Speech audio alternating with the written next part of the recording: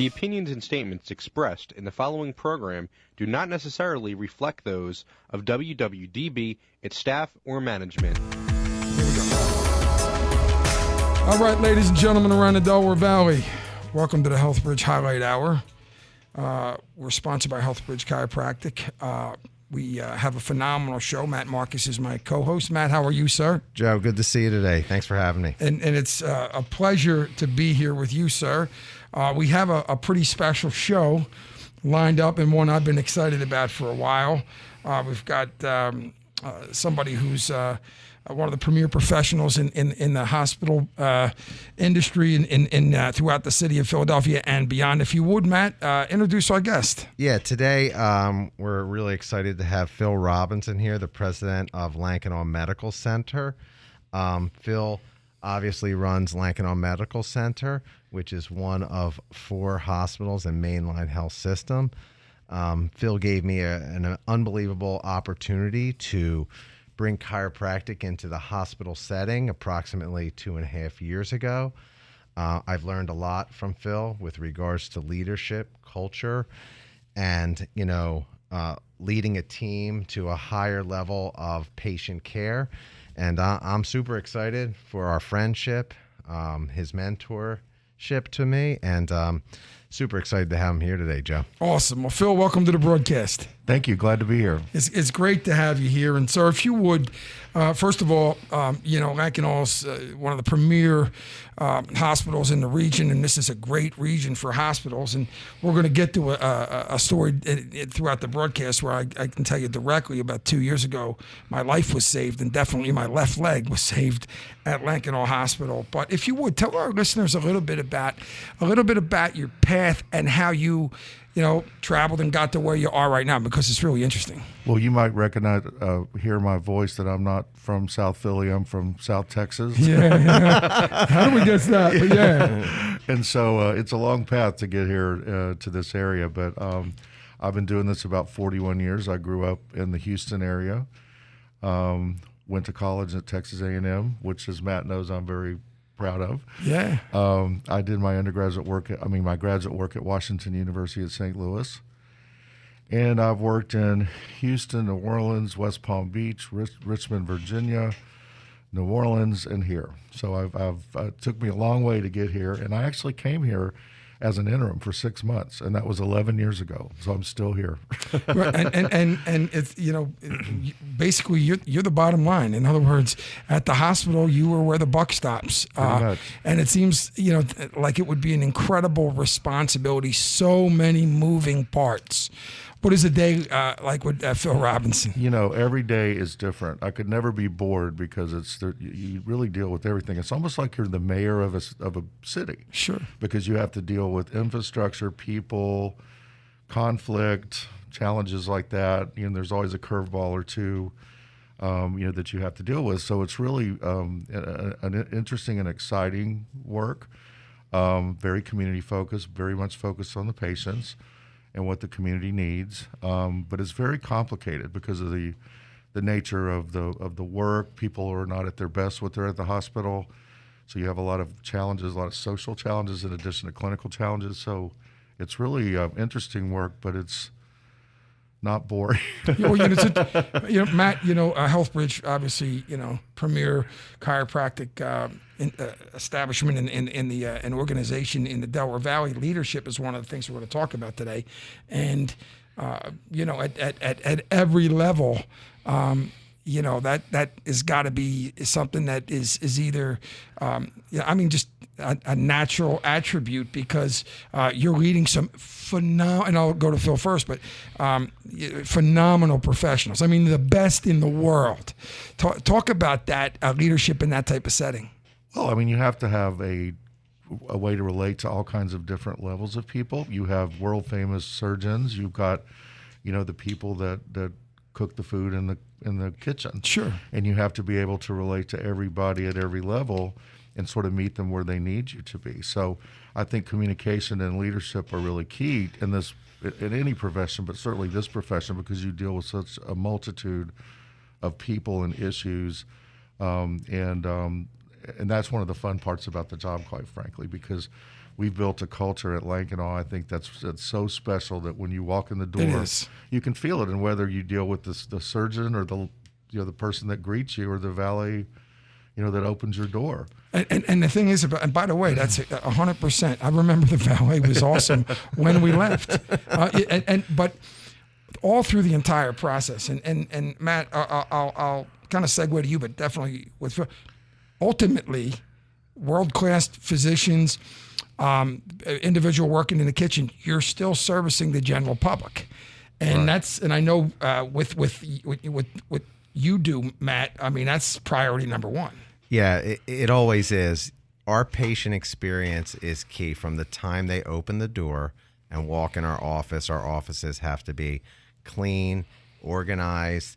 Our front desk team is phenomenal. Our entire staff at HealthBridge really cares, and that's part of our training process. When we go through our interviews and we interview people, we really look at their personality as much as their education and their background, where they've worked in the past, how long they've worked at these places, and we try and hire people that have the same, focus, drive, and talents that we have with communication, putting their best foot forward, going above and beyond to help patient care. And, just like Lankenau, HealthBridge, we think we've built what we consider the best chiropractic organization in the Philadelphia area. And, it's critical for us that the experience as well as the outcome match each other, and they're superior. And interesting, because you and I talked, and we had the pleasure of meeting the team members. Yes. And the synergy there, and HR. Obviously, it starts on day one. Talk about that, Phil, with the I guess in your case the board of directors, but also the team of leaders that you have there, like an extension of your right arm. Well, I've always thought of myself as like a conductor, and when you're the conductor of an orchestra, you have to have people that play every instrument. Different instruments have different skills, but they need to be at the top of their game. So when I've brought people in and added to the team, I've always thought of how did they make us stronger? How do they augment something maybe that I don't do well or that we need more of? And so it's really been fun to build the team. I've been there about 11 years, and so to bring in talented people that are smarter than me and better than me, but also, really fit in and get along. And I know Matt's done the same thing. I don't have time for games. The work's too hard. It's too busy. And so it's sort of nice to get people that really can, work well together, play well together, and be focused on the patient, which is really why we're all there in the first place. So it's interesting. It reminds me in a way of like the coach of a professional sports team. Everybody's got a style, but what when Doug Peterson came to Philly, I thought his biggest strength was surrounding himself with good people. Okay, Bill Belichick's a little different. He can do it all. Literally, he can do it all. Yeah, but understanding what your own strengths and your own weaknesses, but also surrounding yourself with good people, and of course, employees that treat the place like it's their own and they care about it. That has to start from, like Matt said, day one when you're putting a team together.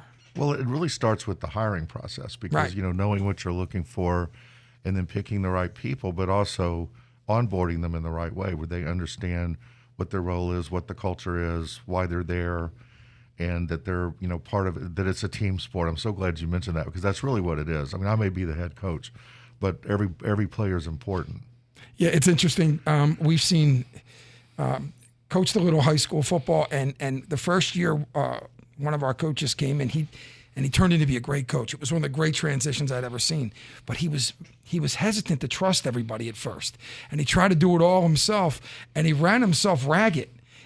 When he realized that you need to surround yourself with good people and let them do their job, and it was not only a great feeling, the results and the relationship that he had and the success we had, we're second to none, when that happened. Your long path and, to where you are today, those experiences coming in, kind of prepared you, obviously, because I'm sure you work with a ton of different type of people. Yeah, I have worked with a lot of different kind of people, and each place I've lived is very different. The culture's different, the history's different, the position in the market is different. And so I think what you learn when you do that is that you have to come in, assess the situation, get to know the place, get to know the history, get to know how you got to where you are, and then where you want to go. Sure. And understand what everyone else is doing in the community. I feel like I've just parachute into a place and then start to analyze it and figure it out. And I have to say, of all the places I've lived, I've never met nicer people than the people in Philadelphia. I've never been in a place where people wanted you to like it so much. Yeah. And so it's one of the things I noticed when I came here, and what I really love about here. Yeah. You think when you're from the South, you think everyone in the North is not nice. Right. Well, especially if you're a football fan. Everybody comes to Philly. We used to have the prison at the vet. Right. I mean, it's no secret. I mean, come on. That was loaded up. We had Seamus McCafferty was the judge. Right. My God, he was working overtime every Sunday. But and that's great to hear. And Matt, you do a lot of professional athletes as well as injured workers and all. And I get that feeling a lot of times. Professionals like yourself, Phil, when they come to Philly, it's great to see that they have somewhat of a synergy with the city. And for the most part, that it's great to see people have such good sentiments and experiences here, because Philly it's a tight-knit city. It's kind of a big little city, and I mean Texas is huge. So, I mean it's usually people come and go, oh, it's so big. Well, not if you're coming from Texas. But let's kind of transition. In your organization, I had the pleasure of meeting your partners. Right. And it was the same type of a situation where everybody, had an area where they, especially on our first show, where everybody, it was. This is the gatekeeper of this particular. Everybody, everything overlaps, but everybody cares about a part of the organization, so that everything's covered. But they all kind of, what I loved was they kind of all flow in your personality. They're passionate as hell. Yeah, well, one of the things I learned in the leadership role of HealthBridge with my partners, Dr. Larry Siegel, Dr. Craven, Dr. Panucci, Dr. Mahari, and everyone, is that being a good leader, you have to listen. And you have to be even a better listener. And, it's an evolution, right? Self-reflecting on mistakes you've made in the past. How can you make them better? And then understanding your weaknesses and putting the team in the best position to succeed. We've grown so much in the past 20 years. I remember when I started, it was just me, Dr. Siegel, and, 2 secretaries, right? And now, there's like close to 50 employees now. We have an HR department, and everyone has their place and value in the company. And that's the key, recognizing, I think, people's value, their strong skills, their weaknesses, putting them in places to succeed, and then doing some self-reflecting on yourself and learning from those experiences that may not have gone well, and then kind of building on those successes and just keep moving forward with that vision to just do better and better and better. Every day is a new day. You're able to get up, kind of wipe your hands of yesterday and just try and do a better job. And I think as an organization, our success has come, yes, from the leadership, but also the team. Our front desk staff is amazing, right? They are the people that the patients speak to first on the phone, right? They greet them when they come in the door, but they go above and beyond to help the patient experience. And I think that, sometimes leaders or people in general, they lose focus on what's so important. And for us, it's always been getting the best team at the front desk, greeting that patient, making the patient feel welcome, and then, of course, the doctor doing their thing to make the patient have the best outcome possible for their issue. So patient experience is what my next point was going to be. It's amazing. You can work incredibly hard, unbelievably hard, and Phil, at your level, you're managing people like Dr. Marcus across the, so you have so many heads of departments that you're dealing with. But the fact of the matter is, and you're, literally dealing with, people as they're coming on, that person at that desk is part of that patient experience. That's who you're catering to. From a level of overseeing the entire hospital, how do you utilize leadership in conveying that message to, the higher ups, so that it, trickles down to that front desk person, which is who the individual who's coming into that hospital. And sometimes those situations aren't just tests. They can be very difficult situations. How do you convey that message to the higher ups in the team? Well, I think the thing you have to convey is that every step along the way is equally important. And that if you can cure somebody, you can fix their problem, you can deliver their baby, but if they have a dirty room, or they have if the last person they talked to was mean to them or not helpful, that's what they remember. So it's the entire patient experience that's important. So everyone has a role in that, and everyone has to understand, that they could make or break that experience for the patient. It's interesting, as we speak, I'm thinking about that show, Undercover Boss.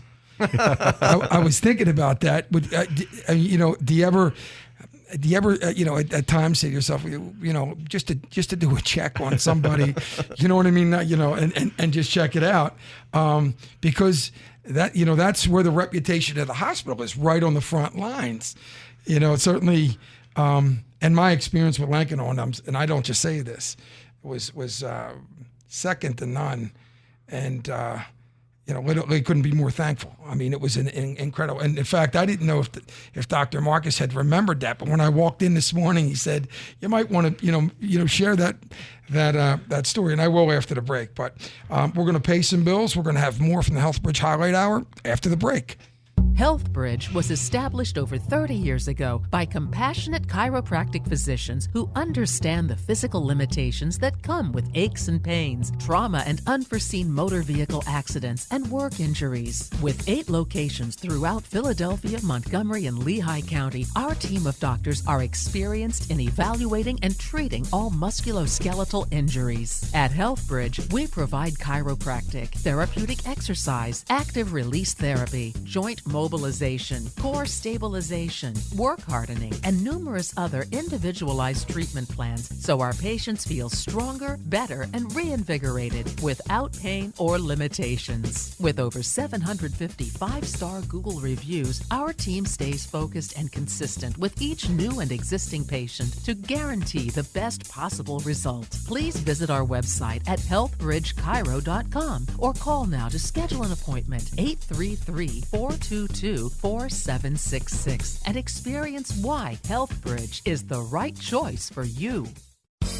Comfort and Care is your home for prosthetics and orthotics throughout South Jersey and the greater Philadelphia area, serving the region for 45 years. And since 2015, faithfully serving patients from the new state-of-the-art facility in Magnolia, New Jersey. Comfort and Care knows there's more to prosthetics and orthotics than just equipment. They work with both you and your insurance provider to address all of your needs and custom craft the best solutions for you. All of their prosthetists and orthotists are board certified and licensed in both Pennsylvania and New Jersey, with many years of success stories and very satisfied patients. Contact them today, toll free at 888-852-0181 to arrange for them to come see you, or visit them on the web at www.comfortcare.com for information on their modern state-of-the-art facility in Magnolia, New Jersey, and their other locations near you. Comfort and Care looks forward to serving your accessibility and mobility needs and helping you live a life without limitations. That's Comfort Care, KOMFORTKARE. Toll free at 888-852-0181. Online at comfortcare.com. This is a public service announcement test from TakeMeFishing.org to determine if you need a fishing license and boat registration before heading out on the water. Let us begin. Are you a bear? Do you have a beak? Do you have plumage? Please tell me you answered no, which means you need to get a fishing license and have your boat registered, because it helps local conservation efforts protect the very natural resources you enjoy boating and fishing in for generations to come. Do your part at takemefishing.org. Awesome. All right, welcome back to the HealthBridge Highlight Hour. We have a fantastic broadcast. We're sponsored by HealthBridge Chiropractic. My co-host is Dr. Matt Marcus, principal at HealthBridge. I'm Joe Dougherty, and president of Lankenau Hospital.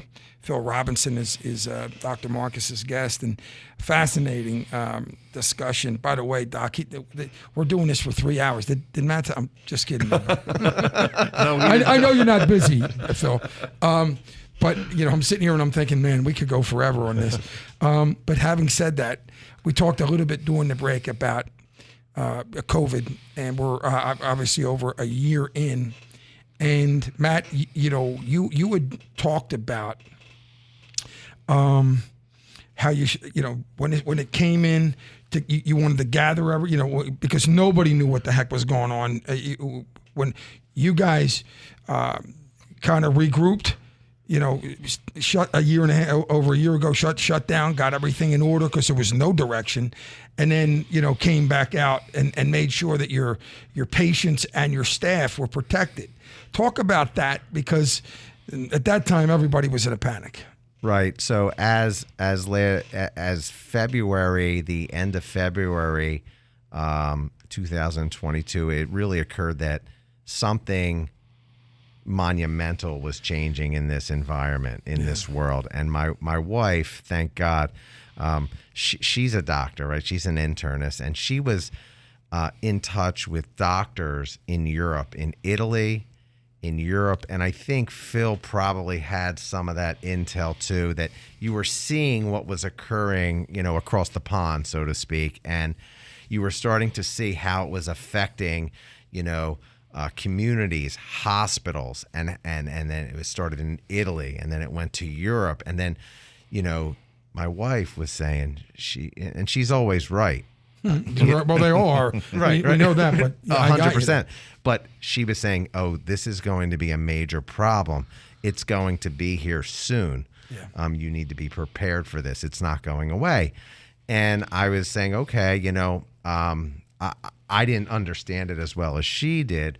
But then when it came, and then there was one case, and then there was two cases, and she said, "Hun, this is not going away. It's going to be a good 2 to 3 years, and this is really serious. I am telling you, you need to get prepared for what is in line with what's coming down the pipe here." It's interesting, not to keep bringing in the sports analogies, but I will say this.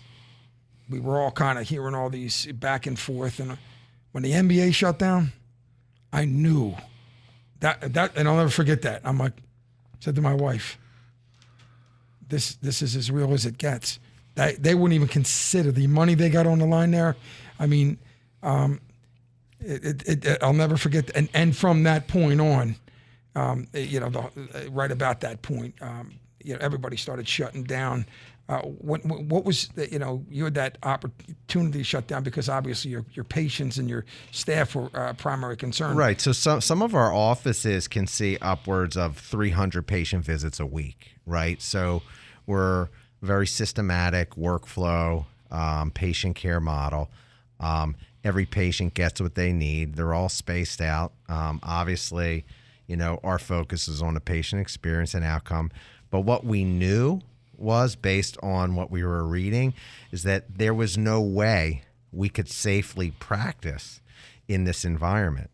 And as we're going back and forth, I think it was Dr. Craven, my partner, he said, "Guys, we're trying to come up with solutions, obviously, but we need to probably just shut down and regroup and figure out where are we here, because, two things.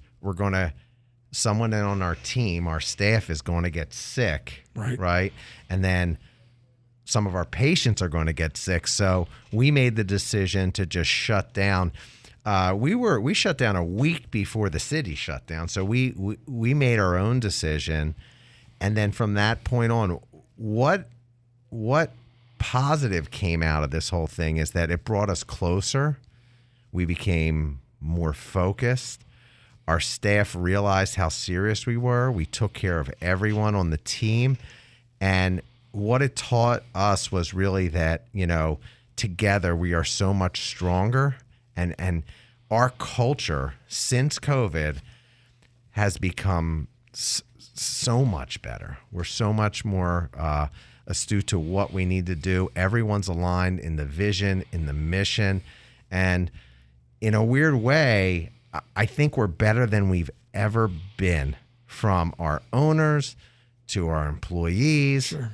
And, I got to give it up to our mid-level and front desk staff. I mean, they're just amazing. As I think about it, just putting myself in your shoes, and I'll transition to Phil.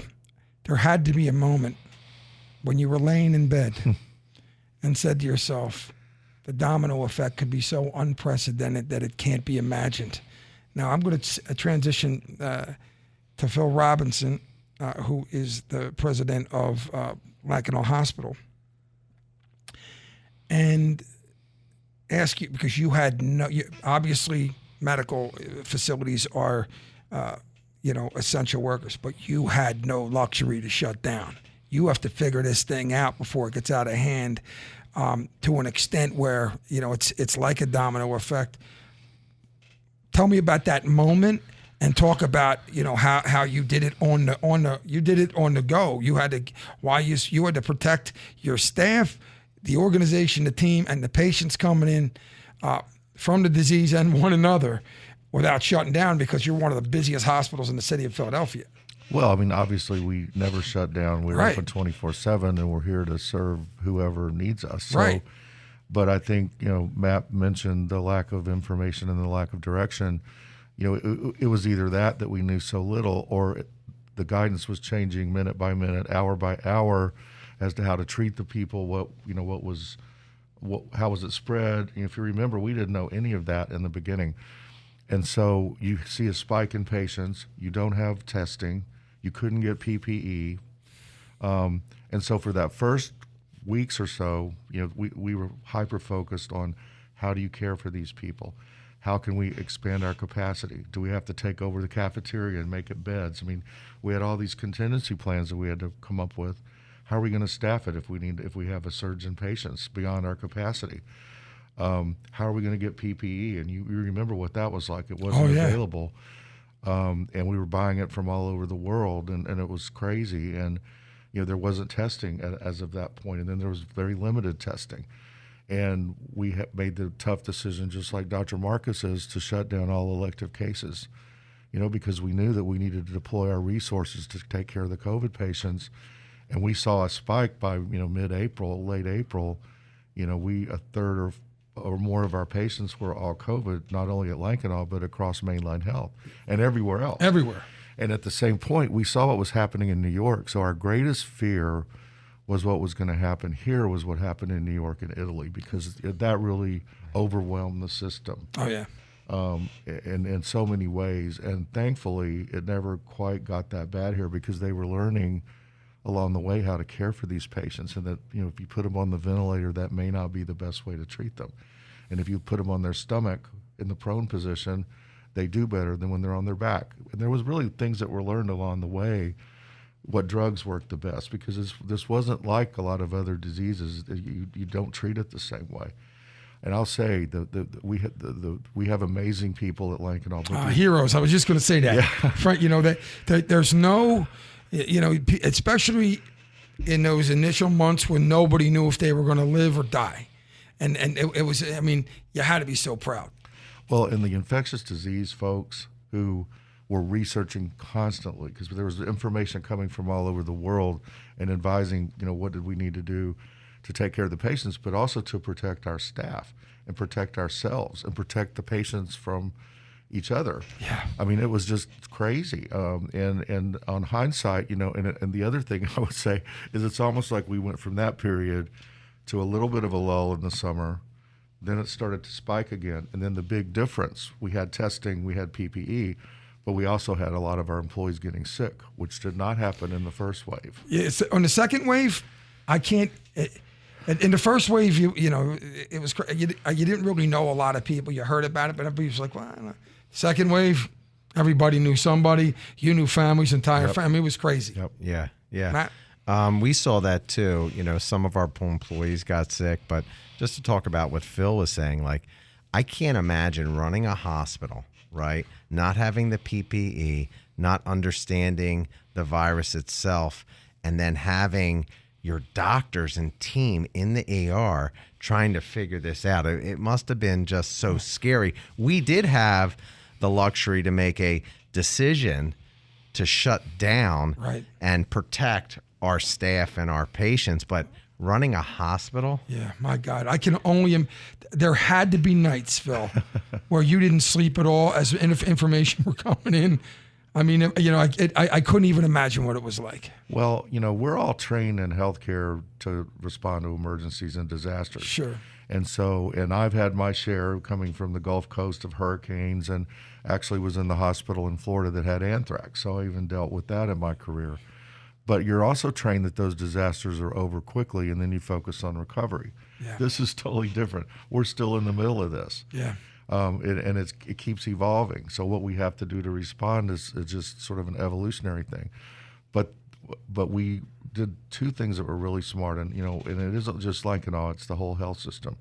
We created a command center for the system, and then we had command teams that rotated in and out of that. So I was on one of the teams that rotated in a week at a time because we were also worried that if we all got sick, we had to split up because we who was going to run the thing. Right. So we had 3 different teams that never were in the same room together. Wow. For 6+ months. So talk about the new normals and the technology. So this is 9/11 was one of the great tragedies in our history. Going to an airport and the changes that were made after that, life was never the same. It's likely now during this pandemic, the technology, the board meetings, the team meetings, and I know that it goes from an organization like yours, Dr. Marcus. Yeah, the screening. We put out protocols time and time again. And I was actually looking at the healthcare system, and we were given this opportunity, and thank you, Phil, for letting us be a part of the Lankenau Medical Center team and the Mainline Health family. But, I was looking towards Phil and John to gather information because I was just as lost as they were. And, we felt like I was leaning on them. Obviously, Lankenau shut down electives. 3 months, was it, at that time, the first wave? From March to June. Yeah, March 3 months. And I was just in contact with the leadership team. And, our private offices were open in 6 weeks. Luckily, we were able to source PPE gear. And then we implemented our protocols. We brought our teams back in. We started training, and we opened 2 offices and then another 2 offices. And we just slowly got our patients back in. We had to spread them out. But we're still operating in a new way. Like, our workflows have changed. And just to talk about what you're talking about, Joe, I'm not so sure they go back to having a waiting room filled with, 10 people anymore. We've really had to be diligent about our scheduling, screening, temperature taking, vetting our patients, asking them if they have any symptoms, things of that nature. So, I agree with you. I'm not so sure when things go back to normal, or even if they do. Well, it's interesting because we have the luxury of having a lot of medical professionals on the program. And I'll tell you, it's been great for me because I get the opportunity to hear the medical professionals, the doctors, especially as the vaccine comes in, and learning more. And when I go home, I talk to my wife. I'm like, hon, this is what this doctor said. He's a Penn Harvard guy, and I think that's where we're going. We're not going to roll with Aunt Mary's, opinion that we talked last night. But talk about the new normal, though, Phil. The technology changes. Like Matt said, obviously there's a lot of changes, and what might stick around? Well, I think the biggest change that's here for good is telehealth, because we had to pivot so quickly. To in some cases, the only care we could provide that a physician could provide was over the screen. Sure. And so doing consults and doing appointments that way, and it works better in some specialties than others, obviously, but we really did have to pivot quickly to that. So I don't see us ever going back to the way it was before. We've gone back to more in-person visits and things at the health system, and at Lankenau, but I think we're always going to be doing telehealth. So that's one thing. I think the impact on facilities is enormous. Dr. Marcus mentioned the waiting rooms. I just don't envision us having these vast waiting rooms packed with people. And so you have to change your whole workflow. This is the way you schedule, the way you process patients, the way now we have to test them before they come in, so that we can make sure that everybody's safe. So, I think it's vast differences, and we don't even yet know what the real impact's going to be when we design new spaces, or what the codes are going to change, the rules are going to change. I'm sure that's inevitable. And it's amazing also because the legal field is sort of the same way, all depositions. I mean, Matt, you guys are, Yeah, we do some of that, but like even the court shut down for like a year, like everything shut down. I did an eye, with Will's eye. I did an eye exam over computer with two doctors. Now, it was a little bit of a different situation. But when you think about as I think about the hospitals in the city of Philadelphia, and my wife and I've made our rounds. We're getting up there. We've sort of beat ourselves up a little bit. I would not hesitate to say Lankenau is the best hospital in the city of Philadelphia. I say that, and there are great hospitals around, but look at the patient experience and the fact that you're not waiting, for 72 hours because the line's so far out the door. And by the way, I've said this 100 times, whether it's legal or medical. And Matt, you've been a champion of this. Your patient experience is everything. And going and getting great treatment and being a great doctor, a great lawyer is fantastic, right? But if you got no bedside manner, whereas that patient, it's very intimidating for a patient to be, in the doctor's office at times, or or a lawyer or whatever. But that's a big deal. And going through, the experience when you go into a hospital, you never know what news you're going to get. Mm-hmm. So that experience is is one that's second to none. And I do agree. Matt, you guys did you delve into the telehealth? Yeah, we pivoted and we started, we figured out the coding and the telehealth, and we implemented a workflow where we were engaged with our patients within, I think, 10 days. We were up all night, all day, hyper-focused on figuring out, okay, well, how are we going to get to these patients? It's one thing to shut down, but they need our help. Right. So we got into telehealth right away. And, the patients were so happy. And it's funny because when you're talking about their symptoms and this and that, they didn't even want to talk about that. They were thrilled that they weren't risking their lives. Yeah, they were thrilled that we were calling them. They were thrilled. They wanted to talk about what we knew, what we could tell them. What's going on in your practices, the hospital, what are you hearing? It was just a fascinating time. What's interesting? It just came to mind. It's so awesome to have Phil on the program, because the next time I go to Lankenau, Phil Robinson's a good friend of mine. It seems like a long line. I don't know. Just kidding, Phil. I'm gonna share my 2-minute Lankenau story, because it changed my life. It could have went the other way. I had an infection in my knee. Didn't know I had it. Thought it was gout. Never had gout, but heard about it. So I let it. I heard it was 3 to 10 days. Right? Gout's gone in 3 to 10 days. I get it. It usually goes in your ankle or your big toe or something.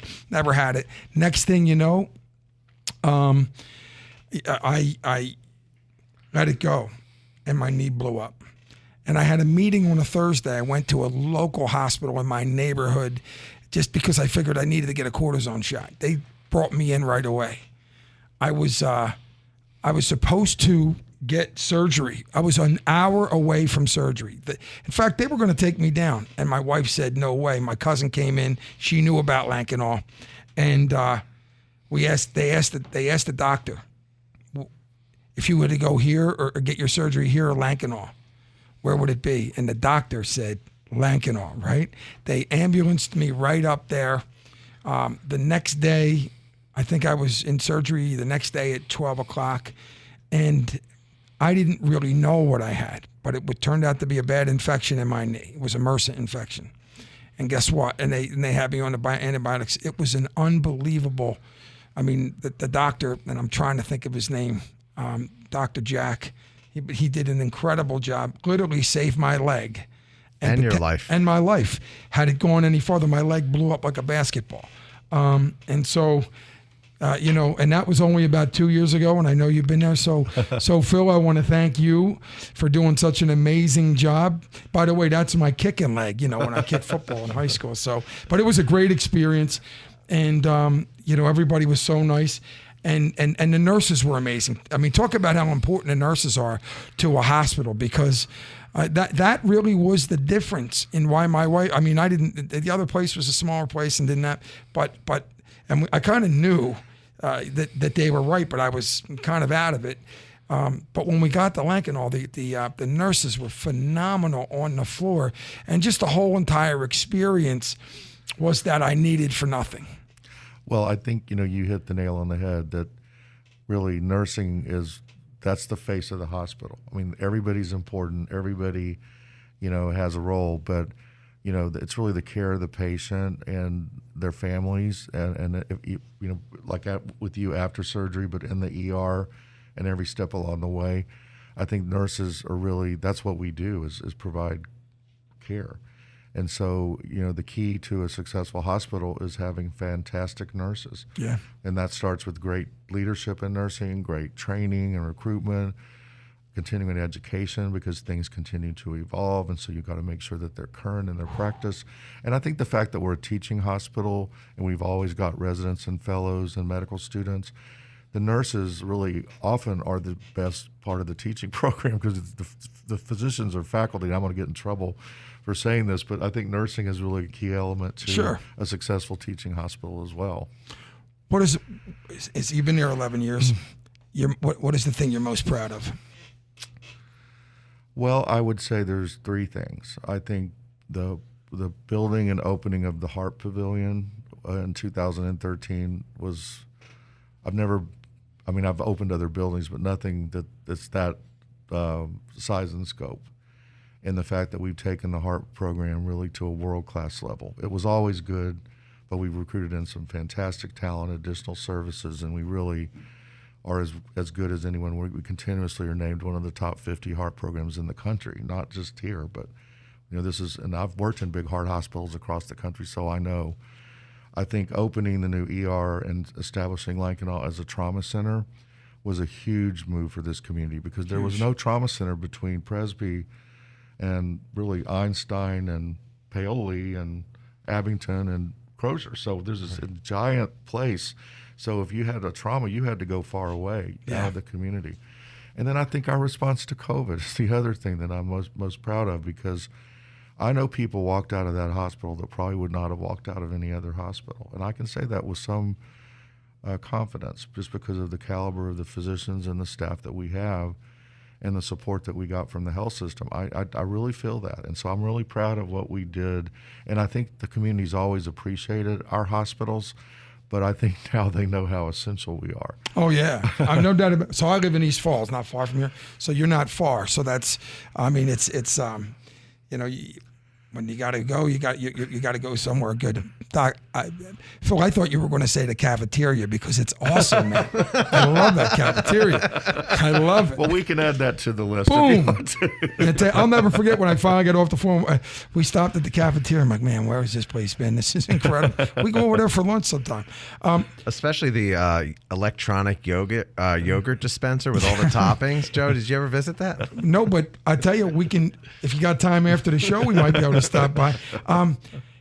Matt, I'm going to take a shot at this, because we've done several shows, and since we've started, one of the things you're most proud of is the relationship with Lankenau. That's been a big, conversation piece in what we've talked about over the last several months. Yeah. So the relationship with Lankanaw has just been amazing. I met Phil Robinson through a childhood good friend of mine who's a doctor at Lankanaw, Dr. David Targan. Great guy, excellent physician. And we see each other probably prior to us launching in Lankanaw. Every 4 or 5 months we would talk, this, that, and the other. And he knew what I was doing, and he went out on his own, started his own boutique family practice. And we talked about this vision that I had, and I felt that the timing was right. And, timing is key, right, Joe? So, I've evolved, our entire organization has evolved, and chiropractic in general has evolved, and it's come to the forefront, especially in the time of this opioid epidemic, dependency on medication. It was a time where, everything lined up. And just to kind of talk about the background of the hospital setting for HealthBridge, I had gone to 3 hospitals, met with 3 different presidents, and the conversation about what we did and how we did it and what we provided for patients never really got too far, because they never really saw the value of what we provided, or the vision, or our mission. And it could have been timing, right? I may not have been prepared for it at the time, but I'll never forget when I met Phil. And we sat down, and I was with David Targan and John Schwartz, his vice president at the time, who now is at Bryn Mawr Hospital. Great guy.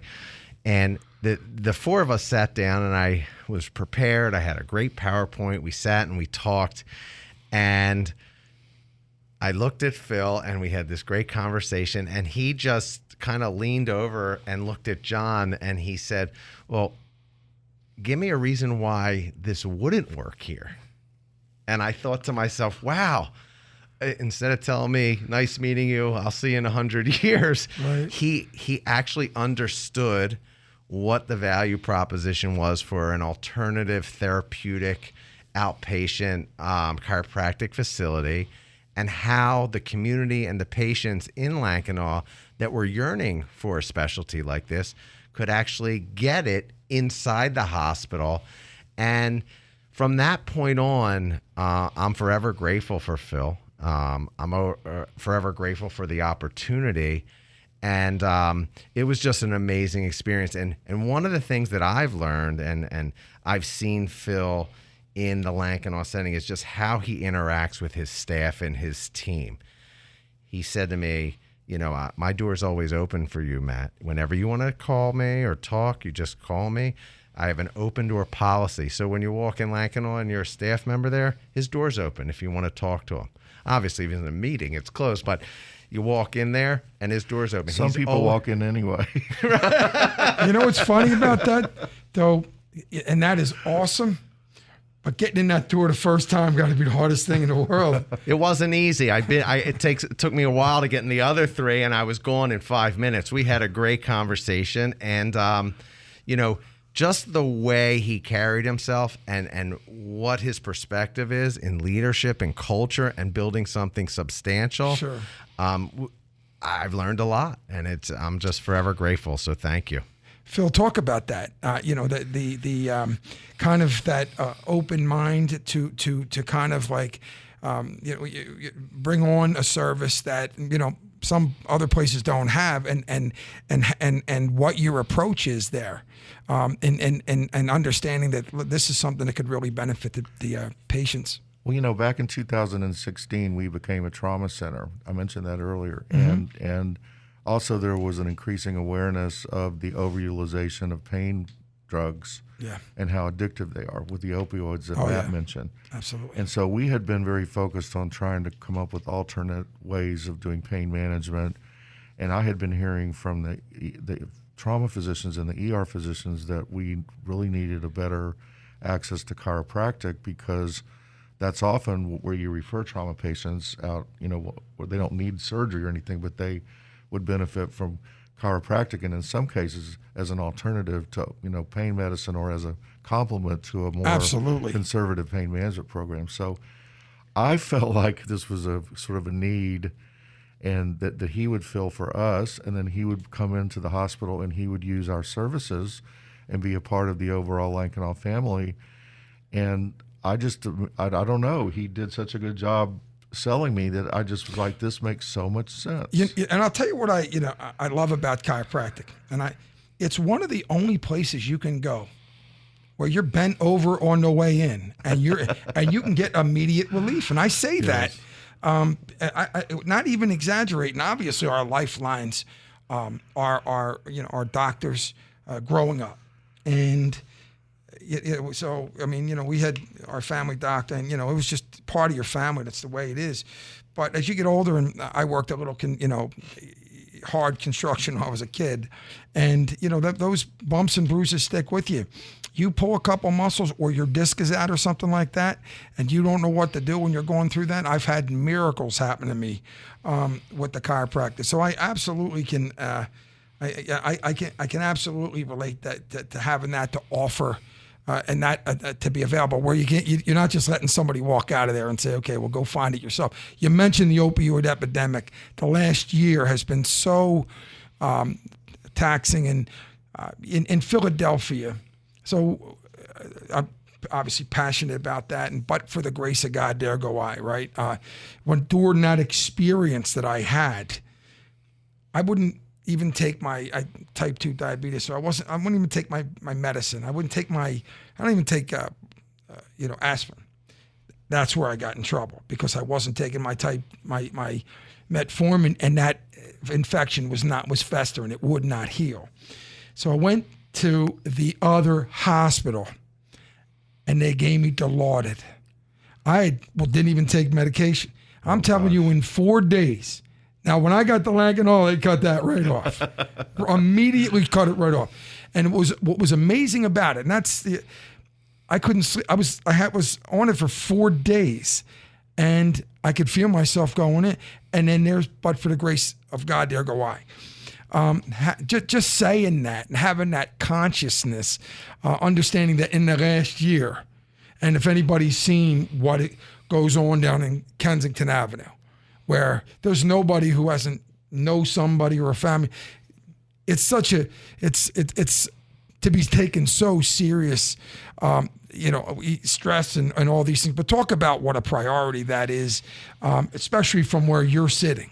Well, it's a huge priority, because you start to see people coming into the ER that are overdosed, that are young, that are from all walks of life, and the story is pretty much the same. They have a sports injury, they get prescribed a drug, they get hooked on the drug, they migrate to other drugs, that are even more addictive, and it's just it's a vicious cycle, and it really is all walks of life. It's no socio-demographic, it's everywhere. Right. And so I think the people that initially focused on this were the ER physicians and the surgeons, because they realized that they maybe give me a 30-day prescription just out of habit or whatever, and instead maybe they could give just a few days, or if they needed it at all, or if you had alternative therapies that you could prescribe, like chiropractic, there's a lot of things you can do, heat, the other things instead of drugs. So it's just being really hyper aware of how addictive they are, and how in 7 days you can become addicted or less. Yeah. And that, and then that could start this spiral that ends up in a really bad place. And so it's just, at first was awareness, then it was coming up with alternatives, as to how to do this. And some of it's also communication with the patients, because some patients want it. Yeah. And that's another element to this is, in you often see that in the red flags. Yes. In the ER. Very much. Yeah. I mean, after we got into the healthcare network, after my meeting with Phil, the key was, Phil said, and the gentleman who leads up the Lankenau ER team, Dr. Joe Bushra, he is just an amazing. The entire ER is amazing, but he said you got to meet with Joe Bushra. I think this is great for our patients who have these soft tissue injuries. And I met with Joe, and we sat and we talked for a half an hour. Brilliant guy, great leader. And, he saw the vision too. And he said, when these soft tissue injuries come in, we give them x-rays, we do a CT scan. There's nothing there. There's really not much we could do for them, right?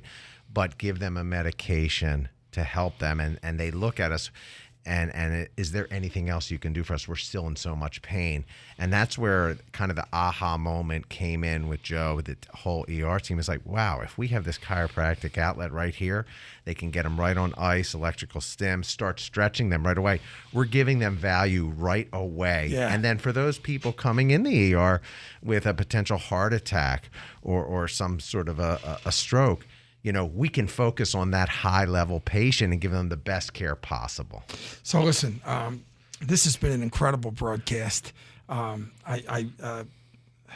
Robinson, president of Lankenau Hospital, thank you for the work that you do over there, because I'm a direct result of really saving my life and definitely one of my limbs. So I want to appreciate, and I want to thank you for obviously being on the broadcast. You're awesome. You're most welcome. Matt Marcus, another one in the show. Great broadcast. You told me we had a treat today, and Big treat. And I want to thank you. I want to thank our listeners for tuning in to the HealthBridge Highlight Hour, sponsored by HealthBridge Chiropractic. For Matt Marcus and Phil Robinson, I'm Joe Dougherty. Thanks for listening.